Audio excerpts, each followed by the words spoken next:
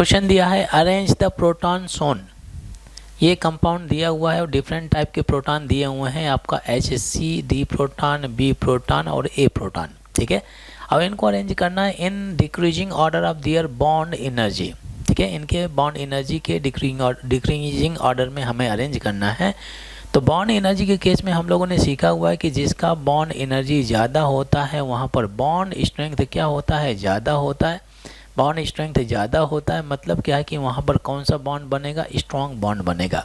अगर bond energy कम हो जाता है तो वहाँ पर क्या हो जाएगा, बॉन्ड स्ट्रेंथ कम होगा। एज ए रिजल्ट कैसा बॉन्ड बनेगा, वीक बॉन्ड बनेगा। ये चीज़ आपको दिमाग में रखना है।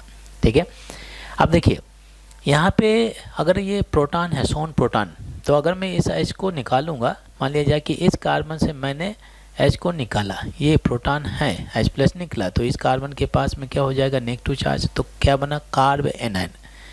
तो ऐसा समझना है कि प्रोटॉन, कोई भी कार्बन अगर प्रोटॉन को रिलीज करने के बाद में जो कार्ब एनायन बना हुआ है, अगर ये कार्ब एनायन स्टेबलाइज हो जाता है तो ये बॉन्ड वीक माना जाएगा, क्योंकि क्या होता है कि इस प्रोटॉन के निकलने से इस कार्ब एनायन की स्टेबिलिटी बढ़ेगी। ठीक है, तो जैसे यहाँ पे अगर आप देखें, अगर मैं इस A प्रोटॉन को रिमूव करता हूँ तो ये पॉजिटिव हो गया, इस कार्बन के पास में नेगेटिव चार्ज। ये कौन सी डिग्री का कार्ब एनायन है, सेकेंड डिग्री का।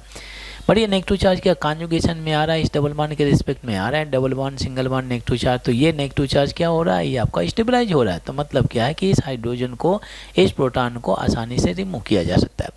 सेम इस केस डी के केस में भी हो सकता है, नोटिस कर सकते हैं। अगर इस प्रोटॉन को निकाला तो यहाँ पे आएगा नेगेटिव चार्ज। ये कौन सी डिग्री का आपका कार्बन आयन बना, थर्ड डिग्री का। क्या ये भी कॉन्जुगेशन में आ रहा है, आ रहा है। तो ये नेगेटिव चार्ज भी कॉन्जुगेशन में आ रहा है, ये नेगेटिव चार्ज भी कॉन्जुगेशन आ रहा है। ठीक है, तो कॉन्जुगेशन या रेजोनेंस से तो आंसर नहीं कर सकते। तो हम लोगों ने सीखा हुआ है regarding the stability of carbon ion. ठीक है, stability of carbon ion, stability order जो होता है, ऑर्डर ऑफ कार्ब एनायन। ठीक है, कार्ब एनायन क्या होता है भाई, हम लोगों ने सीखा है कि फर्स्ट डिग्री का स्टेबिलिटी सेकेंड डिग्री से ज़्यादा और सेकेंड डिग्री का स्टेबिलिटी थर्ड डिग्री से ज़्यादा होता है in case of carbon ion. ठीक है, तो दोनों नेगेटिव चार्ज, दोनों एनायन किस में जा रहा है, कॉन्जुगेशन में, तो हम इस डिग्री को यूज करके इनकी स्टेबिलिटी आसानी से डिटरमिन कर सकते हैं।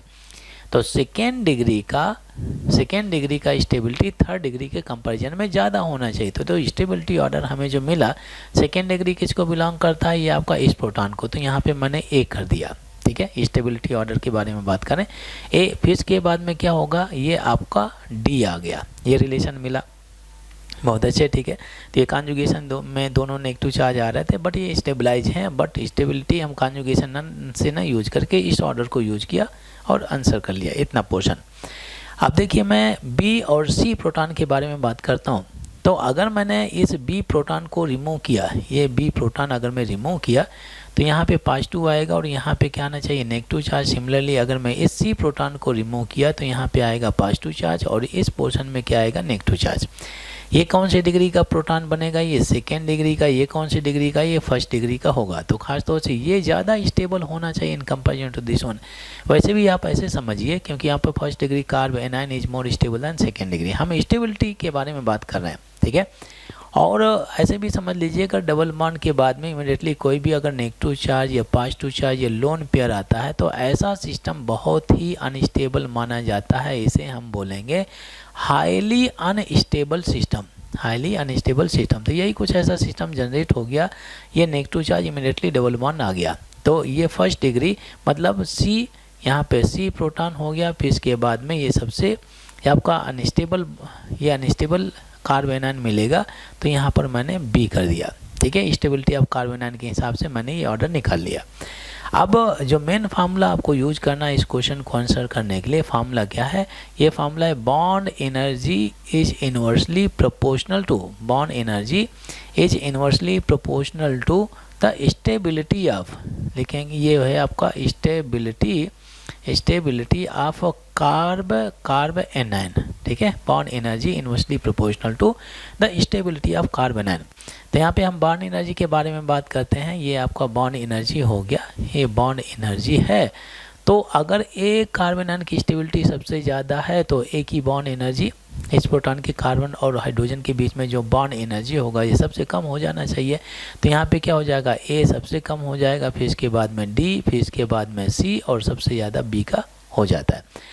इसे हम डिक्रीजिंग ऑर्डर में अरेंज करना, ये लिखा गया इंक्रीजिंग ऑर्डर में। तो जो डिक्रीजिंग ऑर्डर में होना चाहिए क्या होना जाएगा, ये bond energy in decreasing order किस में होना चाहिए, पहले बी का सबसे ज़्यादा, फिर सी, फिर इसके बाद में डी और फिर इसके बाद में ये ऑर्डर हमें मिल जाएगा। ठीक है, अब ये चेक कर लेते हैं भाई ये ऑप्शन कहाँ पे डला हुआ है, देख लेते हैं। ऑप्शन कहीं पे दिख रहा है क्या, B C D A, B C D A, लीजिए सी ऑप्शन में डला है, बोल सकते हैं C option is the right answer.